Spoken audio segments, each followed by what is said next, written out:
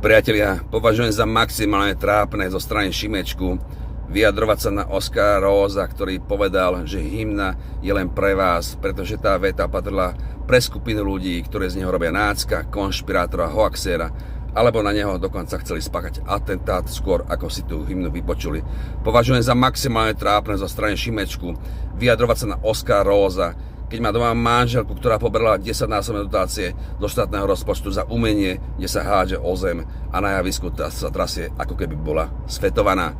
Považujem za maximálne trápne od Miška Šimečku vyjadrovať sa na Oskara Rósa, keďže jeho Progresívne Slovensko podporuje kultúrnu rozmanitosť, ktorá sa každému páčiť nemusí, čo znamená, že si je absolútne vedomý toho, že každé umenie si nájde svojho fanúšika presne tak, ako si nová verzia hymny nájde toho svojho.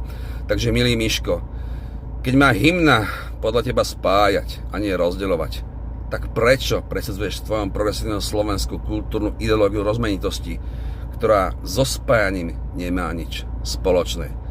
A presne ako povedal Oskar, nikto nikomu nebráni počúvať verziu hymny, ktorá sa mu páči alebo nepáči. Aj keď síce pochybujem, že keď sa doma pri nedeľnom obede napchávaš segedinským gulášom alebo rískom, tak si medzičasom púšťaš hymnu na plné pecky a ešte sa pritom aj modlíš.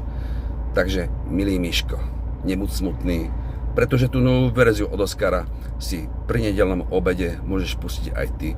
Pretože v televízii ani v rádu nebude žiadny oznam, ktorý bude oznamovať, že tá hymna je len pre normálnych ľudí a truhlíci, tie podobní ju budú mať zakázané počúvať.